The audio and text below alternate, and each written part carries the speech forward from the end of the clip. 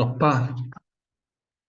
Olá a todos, eu sou o professor Rafael e eu darei aqui o início ao nosso segundo encontro coruja do semestre, certo? Então, eu vou falar agora um pouquinho da nossa unidade 2 da disciplina de Física Geral, certo? Deixa eu ver aqui.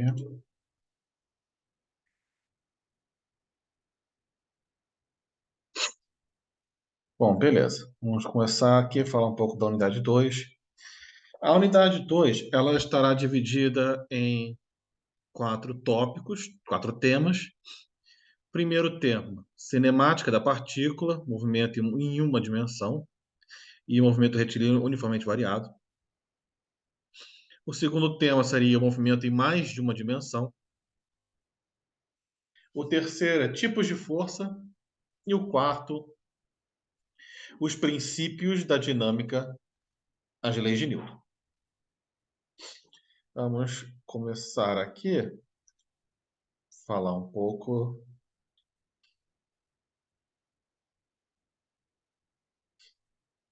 Vamos ver.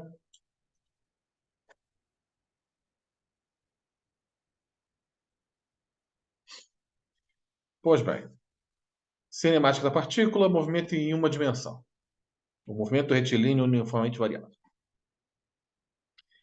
A partir da observação conceitual das grandezas posição, velocidade e aceleração, é possível estabelecer relações entre elas, chegando a expressões que resolvam quantitativamente situações sob movimento com variação uniforme de velocidade. Nesta unidade de questão, estudaremos a cinemática da partícula em movimento unidimensional com aceleração constante, também conhecido como movimento retilíneo uniformemente variado, ou MRUV. A gente vê essa sigla muito aí, geralmente nas aulas de física do ensino médio, né? Pois muito bem. Vamos dar uma olhadinha aqui em alguns exercícios. Certo? Vamos ver o primeiro exercício. O movimento uniformemente variado está presente em uma simples viagem de carro, em que a velocidade do veículo varia ao longo do percurso, certo? Em determinado momento podemos estar a 20 quilômetros, outro momento podemos estar a 40 quilômetros, 60 quilômetros, por aí vai, certo? Então, o motorista que dirige entre duas cidades acelera seu carro de maneira uniforme em uma estrada. Ou seja, a aceleração do carro é uniforme. Qual dos gráficos a seguir poderia descrever a variação da velocidade desse carro em relação ao tempo? Então, se a aceleração ela é uniforme, certo? Já podemos ver, deixa eu ver aqui. Um, dois, três, quatro e cinco, certo? Das duas cidades, ou seja, qual dos gráficos que poderia descrever a variação da velocidade desse carro? Então, podemos ver que o que nós temos aqui, a resposta, se nós estamos acelerando, então, esse primeiro gráfico aqui está dizendo o quê? Que a velocidade está decrescendo, enquanto o tempo está aumentando. Não é a questão, não estamos perdendo velocidade. O V, o 2 também não. O 3 aqui está mais próximo da realidade. O 4, o 4 também estaria, mas nós temos aqui não está de forma uniforme, certo? E o 5 nós estamos constante, uma velocidade constante, a velocidade não varia. Se a aceleração, vamos ver aqui de novo, uniformemente vai o movimento uniformemente variado se apresenta em uma viagem de carro em que a velocidade do veículo varia ao longo do percurso, ou seja, a velocidade está variando. O motorista que dirige entre duas cidades acelera seu carro de maneira uniforme em uma estrada. Então, a resposta correta aqui seria a 3. Vamos dar uma olhadinha aqui. Como o carro está acelerando, ou seja, aumentando sua velocidade com o passar do tempo, o gráfico da variação da velocidade é uma reta crescente com inclinação positiva. O gráfico 3 é o único com essas características. certo? Nós estamos fazendo aqui uma aceleração uniforme. É uniforme, então tem que ser em linha reta. Não estamos fazendo numa curva, certo? E a velocidade está aumentando, tá? A aceleração está aumentando constantemente, a velocidade tem que aumentar também, em variação do tempo, certo? Vamos dar uma olhada aqui mais um.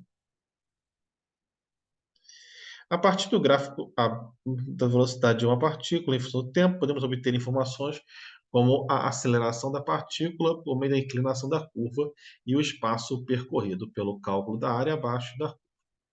O gráfico a seguir representa a velocidade em função do tempo para um veículo que se move em uma trajetória retilínea. Em qual dos pontos indicados a aceleração do veículo é positiva? Certo. A aceleração do veículo será positiva, vamos ver. Na primeira, possível. Na segunda, hum.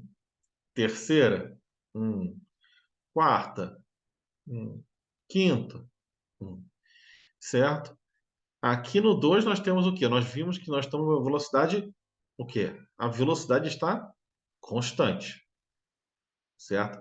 A velocidade não está variando. Se tivéssemos aqui, por exemplo, um número 20, 30, 40, qualquer coisa, qualquer número aqui, podemos ver que não está tendo mudanças. No primeiro, nós estamos partindo do ponto zero até um determinado ponto. Depois, nós temos uma velocidade constante. Nós, então, desaceleramos. O tempo continua só passando. Depois, a velocidade aumenta de novo. E depois, mantemos uma constante. Certo? Respostas 1 e 4. As inclinações positivas das retas indicam que a aceleração do veículo é positiva nos trechos 1 e 4. Que a gente viu. Certo? Vamos dar uma olhada agora no exercício 3. Na análise do movimento das partículas, os gráficos da posição, da velocidade e da aceleração em função do tempo podem fornecer importantes informações sobre o movimento que a partícula executa. Os gráficos a seguir indicam posição em função do tempo para 4 movimentos retilíneos uniformemente variados, distintos. Certo. Assinale a alternativa que ordena corretamente os valores de suas acelerações.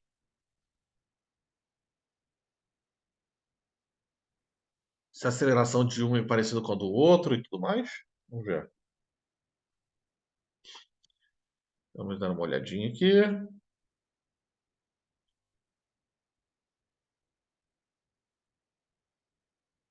Uhum.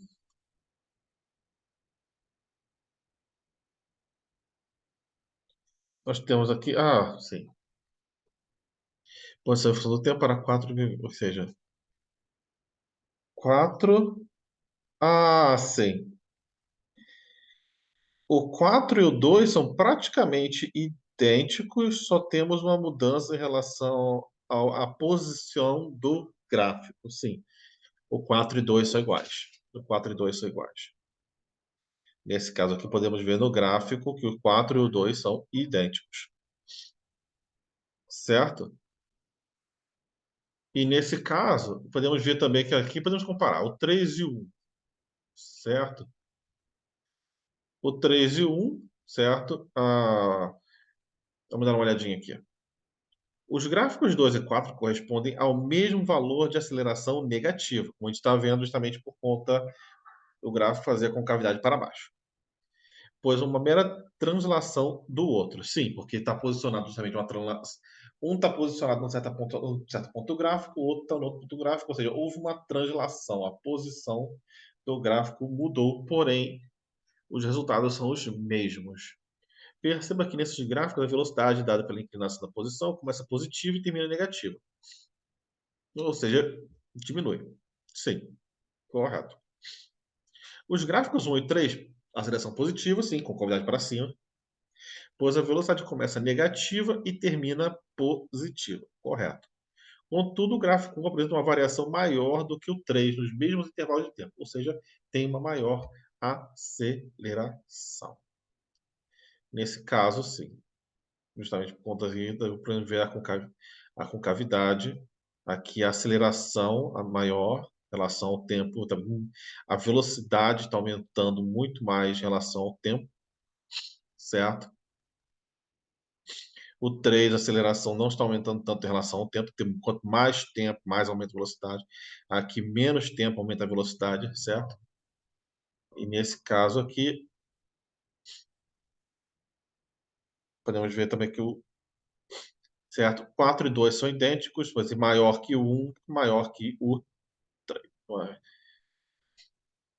Melhor, o 1 é maior por conta da aceleração.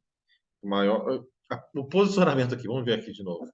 Igual, aí vai ser menor que o 3, que é menor do que o 1. Uhum, isso mesmo, certinho. 1 é maior, 3, e depois vai para esses dois aqui. Porque são negativos. Em ordem crescente seria esses dois primeiro, segundo, terceiro. Isso mesmo, certíssimo. Próximo. Certo. Esse daqui seria mais de cálculo, justamente. Isso aqui é interessante que vocês fizessem, tá, gente? Tá. Justamente, um ônibus espacial pode levar em torno de 8 minutos para, saindo do repouso, percorrer cerca de 400 quilômetros e sair da atmosfera terrestre. O movimento real é muito complexo, mas suponha para um exercício que se trate de um movimento retilíneo uniformemente variado. A é a alternativa que indica os valores de velocidade média desse movimento de velocidade. Certo? Esse é bom dar uma olhada nos cálculos, ver a forma de calcular justamente o movimento, calcular os valores de velocidade média de movimento, certo? E encontrar o resultado. Só ver a resposta certa não adianta nada, tá, gente?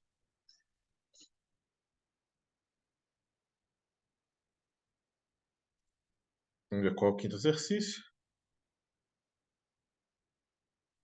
Assim, o físico Isaac Newton explicou por meio da gravitação universal que os corpos têm massa e se atraem de forma mútua. Com isso, pode-se entender o porquê de os objetos, quando próximos à superfície da Terra, caírem quando abandonados de uma altura h em relação ao solo. Veja a seguinte situação. Considerando que a maior altura da ponte de Niterói é 72 metros, suponha que uma pessoa deixe cair um objeto da ponte e que, um segundo depois, um segundo objeto é lançado. Se os dois objetos chegam juntos na superfície do mar, com que velocidade o segundo objeto foi lançado? Vamos pensar o seguinte, gente, olha só. O primeiro objeto foi lançado lá de cima. Eu só vou dar uma dica para vocês realizarem o exercício, tá? Eu vou até, deixa eu até voltar aqui, certo? O primeiro objeto foi lançado, certo? E ele está em direção ao mar, da ponte de Niterói. O segundo objeto foi depois lançado e os dois objetos, certo? Os dois objetos, eles têm que alcançar o ponto final, que é a superfície do mar, ao mesmo tempo, certo? Então, a velocidade inicial do primeiro objeto foi uma, e a velocidade inicial do segundo objeto foi completamente diferente para que ele pudesse alcançar, certo? Pensem nisso antes de realizar esse exercício em si, tá bom? Beleza, gente. Vamos mudar agora para o próximo tema. Vamos conversar a mesma coisa. Vamos ver. Movimentos em mais de uma dimensão.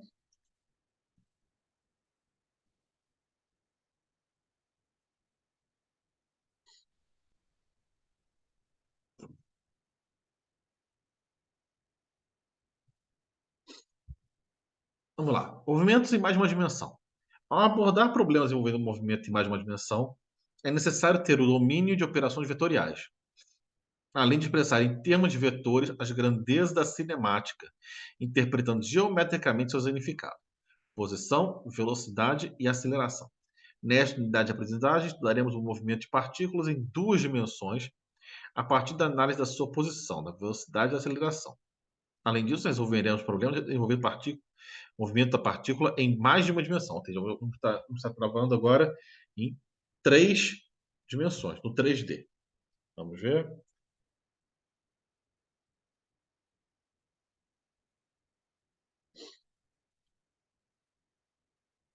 Então, olhando aqui, eu acredito, acho melhor eu pegar dois exercícios. Vamos ver. Vamos ver o que dá tempo. Vamos ver o que dá para fazer. Vamos ver o que dá para fazer. A velocidade e aceleração de uma partícula são grandezas cinemáticas vetoriais, sendo completamente descritas pela sua intensidade, módulo, direção, sentido e unidade de medida. Os vetores representados na figura a seguir indicam a velocidade e a aceleração de um sistema em dado instante. Assinale a alternativa que indica a trajetória a partir desse momento, certo? Muito bem, nós estamos vendo a velocidade aqui e a aceleração para cá, certo? Vamos ver qual que vai ser. O sistema está se movendo para cima com a trajetória curvando para a esquerda. Esquerdas? Não. Olha a aceleração aqui, ó, para a direita. Vamos lá. A velocidade está para cima e a aceleração para a direita, certo? Então, não tá certo. O sistema está movendo para baixo. Acabou. Acabou. Acabou. Acabou. Para cima. O sistema está movendo para cima com trajetória curvando para a direita. Beleza. É essa a resposta. Vamos ver a outra. O sistema está movendo para cima e para a direita, com trajetória curvando para baixo. Hein? O sistema está movendo para cima e para a direita. Estamos vendo aqui, olha só, reto, 90 graus. Não, se tivesse inclinado, talvez, mas não é o caso.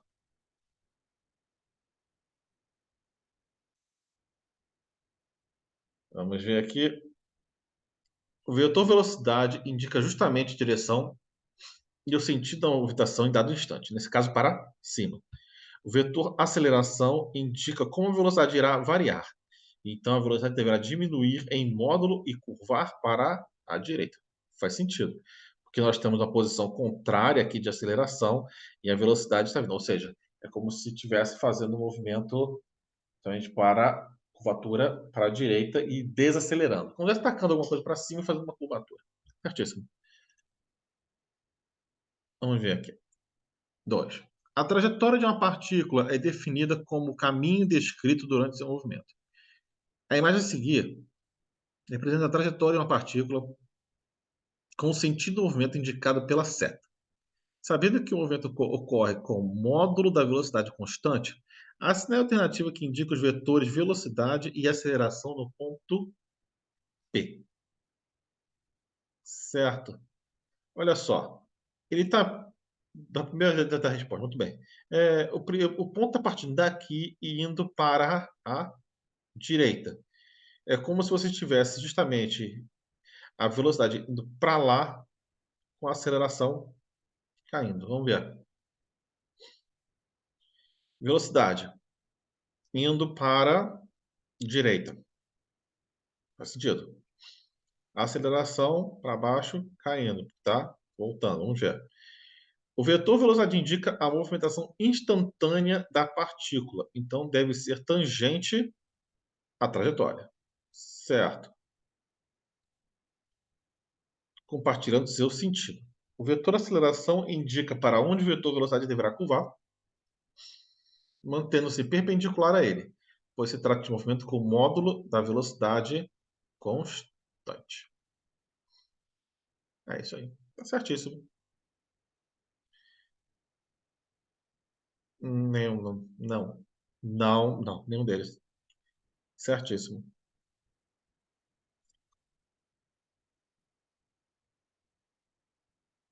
Vamos ver. O gráfico da posição de uma partícula em função do tempo nos fornece informações do tipo de movimento que a partícula executa. Por exemplo, uma parábola refere-se a uma função do segundo grau e, consequentemente, a um movimento uniformemente variado. Suponha que uma partícula executa o movimento descrito pelo gráfico a seguir. Assinale a alternativa que contém o vetor posição em função do tempo correspondente à curva esboçada. As expressões estão todas no Sistema Internacional de Unidade, SI. Tempo em segundos e posição em metros. Perfeito. Então, vamos ver aqui. Posicionamento. Nós estamos aqui no Vamos ver aqui, 01, 02, 03, 04, 05, certo? Então, ela está passando mais ou menos entre 03 e 04. Mesma coisa aqui, entre 0 e 01, certo? Vamos ver aqui.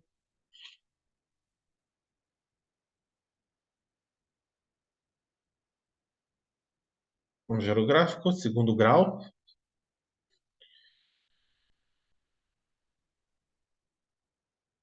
Vamos ver aqui. Observe que a trajetória assume valores positivos e negativos das duas coordenadas x e y. Sim, começa realmente na parte negativa até irmos para o quadrante. Pega a parte negativa, tanto x quanto y.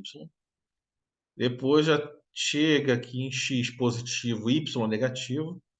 E vai para x positivo, y positivo. Certo? Até aí tudo bem. De uma forma não linear. Sim, podemos ver que isso aqui não é linear. Não estamos indo em linha reta, certo? O gráfico indica uma trajetória que corta o eixo X. Ele corta o eixo X no ponto 0,3. Sim, está cortando bem aqui no 0,3. No ponto 0,30, o que ocorre no instante t zero. Quando o tempo é zero, aqui sim, está certíssimo. Vai ficar 0,3 mais t. Uhum. Onde t é zero, certíssimo aqui. É só colocarmos aqui nessa forma, podemos ver que realmente fica zero. Fica 0,3, 0. Isso aqui não. 0, 0, 0. Isso mesmo. Isso mesmo. O tempo igual a zero. Esse daqui, vamos ver. Na primeira, letra A, vai ficar 0,3x mais 0,1y. Não é o caso. T, onde o t é zero, vai ficar 0,3x. Mas esse daqui 000y, está errado. Esse daqui, 2,3t, vai ficar 0x, não dá certo. D também, 2,3 mais t igual a zero, fica 2,3 no x, não está certo. 0,3t também, como t igual a zero, vai ficar zero, não está certo. Então, a única que está certa, justamente por termos analisado que o instante t igual a zero, onde t igual a zero no gráfico, o x vai cortar exatamente em 0,3, a única fórmula dessas é a da letra D. Certo? Gente, vou passar para o próximo, tá bom? Vamos passar por agora tipos de forças.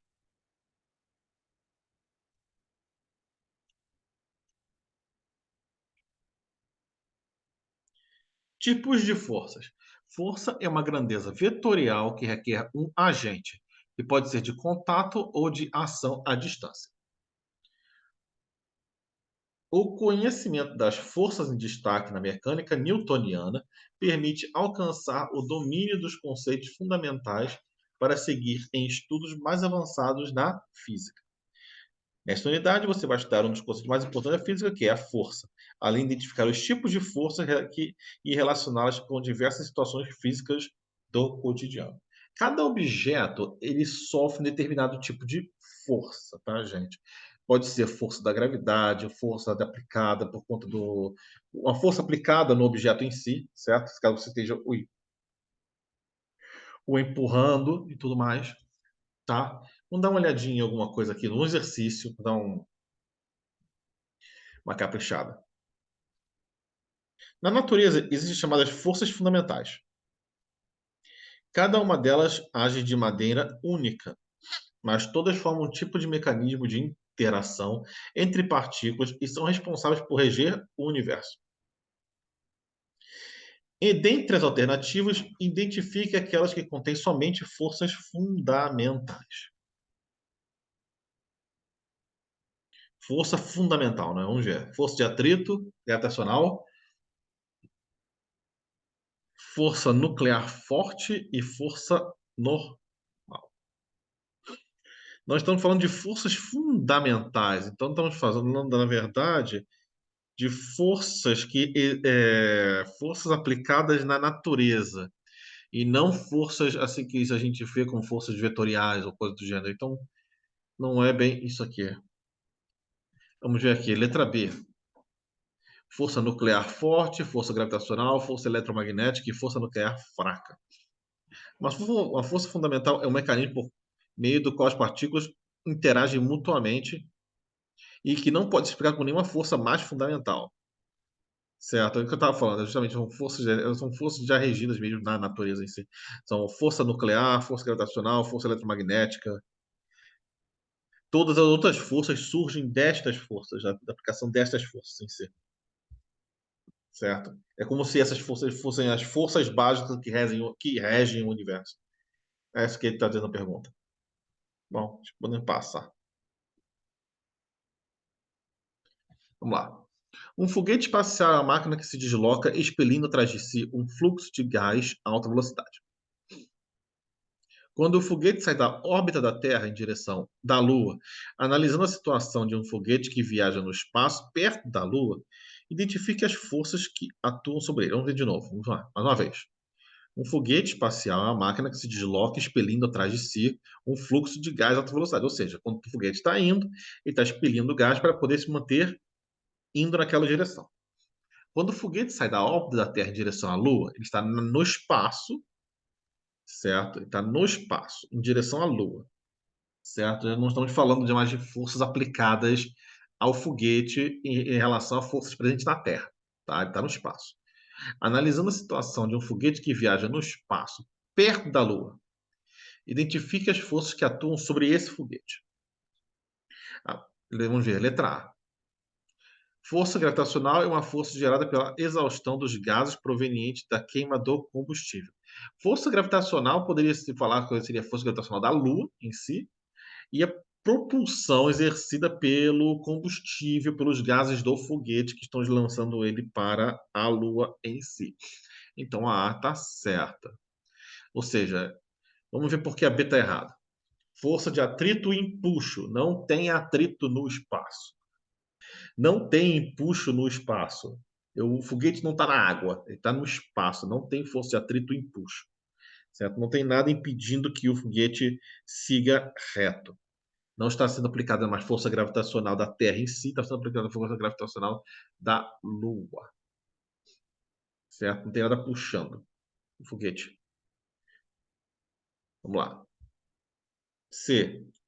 Força de atrito e uma força gerada pela exaustão dos gases provenientes. A segunda está certa, mas não tem atrito no espaço. Força de empuxo. Que empuxo? Não tem empuxo. E força gravitacional. Está certa, mas não é só isso. Não é somente uma força gravitacional da Lua. Certo? Porque já não está mais na Terra, ele está perto da Lua, então vai sofrer um pouco da força gravitacional da Lua. Mas está faltando coisa aí. Então, essa aqui está meio certa. Bom, vamos para o próximo. Os princípios da dinâmica, leis de Newton.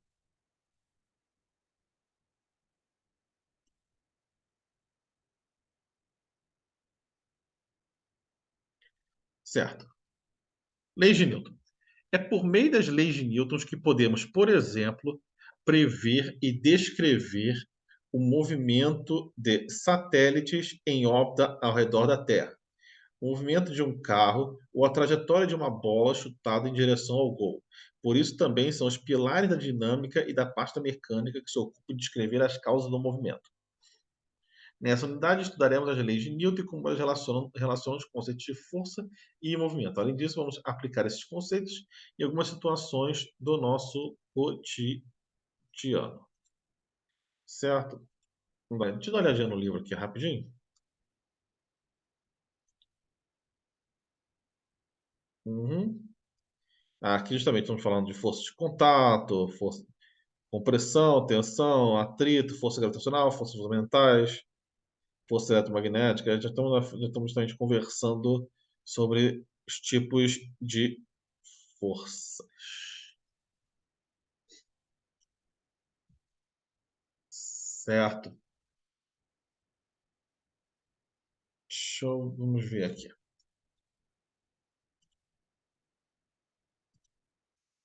Desculpa, gente.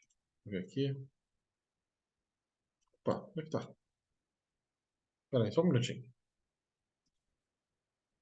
Só um minutinho aqui. Deixa eu colocar aqui.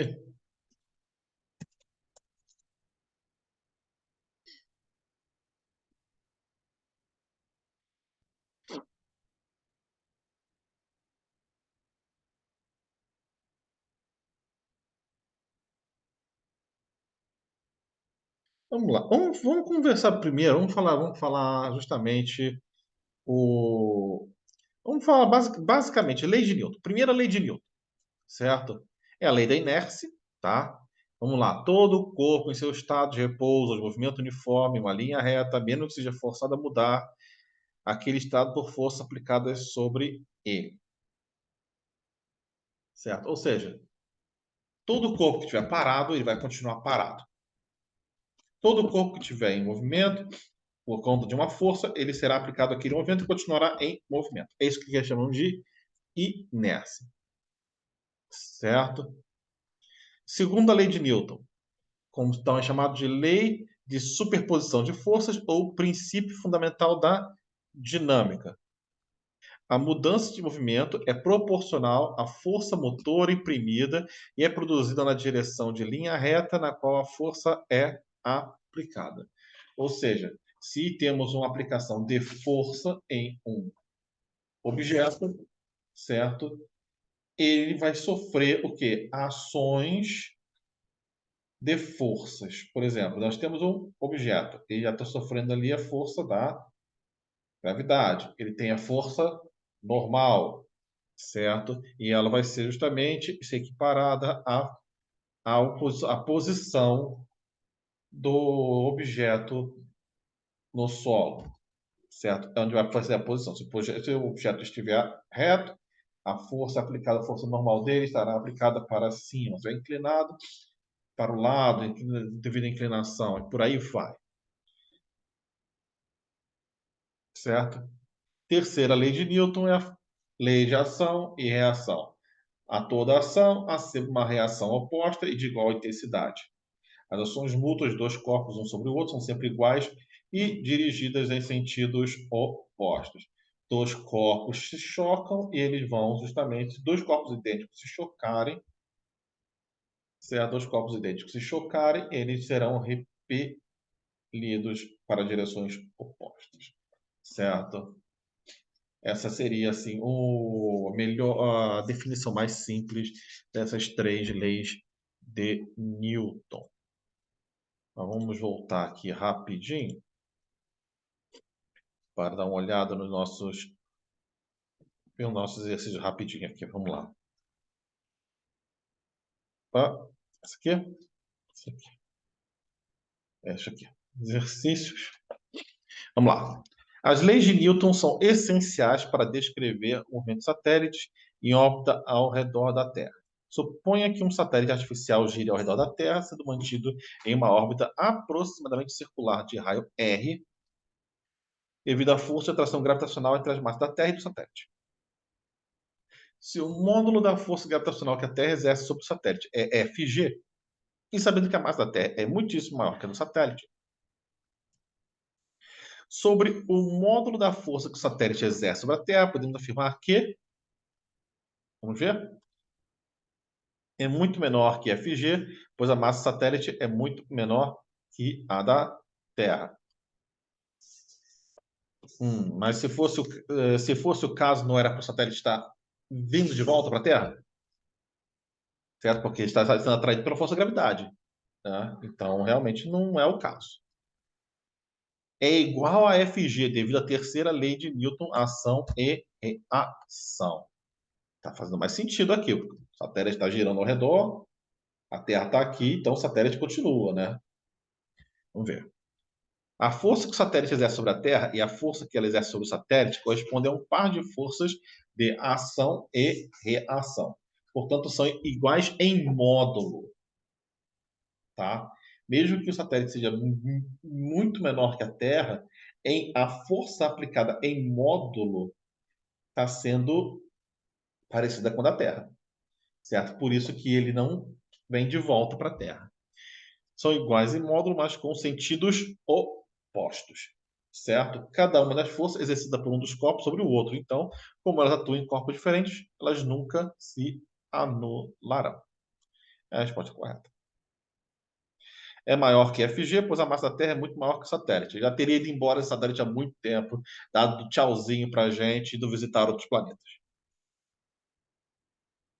É diferente de FG, pois as massas satélites da Terra são diferentes. Essa resposta aqui é igualzinha, tanto a primeira quanto a segunda. Então, está, na verdade, dizendo que são diferentes, ou seja, ou estaria vindo para a Terra ou estaria indo embora. E é igual a zero, pois, devido ao princípio de ação e reação, as forças têm a mesma intensidade, mas sentidos opostos. Ah, não é zero. Não é zero. Se você chegar, você subtrair uma pela outra, é uma história, mas não é zero. Não tem como ser zero. Nesse caso, não está certo, está errado, está errado. Isso aqui está errado. Certo? Vamos ver aqui. Segundo exercício. As leis de Newton são os princípios fundamentais usados para analisar o movimento dos corpos. Junto, elas formam a base da fundamentação da mecânica clássica. Certo? Aí tudo bem. Como consequência da segunda lei de Newton, certo? Segunda lei de Newton, analise as afirmativas a seguir. A segunda lei de Newton fala da aplicação de forças no objeto, certo? Primeiro, a velocidade final de um corpo terá sempre a mesma direção e sentido da força resultante agindo sobre ele. Vamos guardar isso daí. Se a resultante das forças aplicadas sobre um corpo for zero, o corpo estará necessariamente em repouso. Vamos guardar isso aí também. Se um corpo é mantido com velocidade constante, significa que sobre ele está atuando uma força resultante constante e não nula. Vamos guardar esse daí, certo? Vamos lá. Apenas a um. Apenas a dois. Apenas a três. A um, dois e três. Hum, hum. Por quê? Nenhuma delas está certa. A aceleração terá sempre a mesma direção e sentido da força resultante, mas ambas podem ter qualquer orientação em relação à velocidade do corpo. Esse é em relação à primeira. A velocidade final de um corpo terá sempre a mesma direção e sentido da força agindo sobre ele, certo? 2. Se a resultante das forças aplicadas sobre um corpo for zero, o corpo não terá aceleração e, portanto, permanecerá em repouso e, se assim estava, ou manterá a velocidade constante. Tá? Então, não necessariamente estará em repouso. Certo? 3. E se um corpo é mantido com velocidade constante, significa que a força resultante sobre ele é nula. Certo? O corpo mantido com velocidade constante significa que sobre ele está toda uma força resultante constante e não nula. Uma força nula. Porque a velocidade é constante. Nenhuma dessas aqui estavam certas, gente. Certo? Bom, pessoal, infelizmente chegou a nossa hora aqui de encerrar o Encontro Coruja. Infelizmente não tivemos o número de participantes, certo? Mas o encontro ficará gravado. Foi mais uma conversinha mesmo para poder ver alguns exercícios, falar um pouquinho dos temas da unidade 2. Tá? Mas o legal do Encontro Coruja justamente é a gente conversar sobre dúvidas, conversar com vocês, a gente bater um papo aqui sobre os estudos de vocês, certo? É uma interação, vocês e eu, ok? Mas de qualquer forma, deixo aqui meu agradecimento Eu vou gravar esse vídeo, eu vou colocar na plataforma do YouTube. O link eu vou colocar aqui mesmo no Encontro Coruja, tá? Ele vai estar na descrição da reunião. Se caso eu não consiga colocar na descrição da reunião, eu vou tentar colocar em aviso, mas vai estar dentro da plataforma, não se preocupem, só buscar lá. Qualquer dúvida, a gente vê isso, tá? Então, a gente vai conversando aí, tá, gente? Gente, um forte abraço e até a próxima.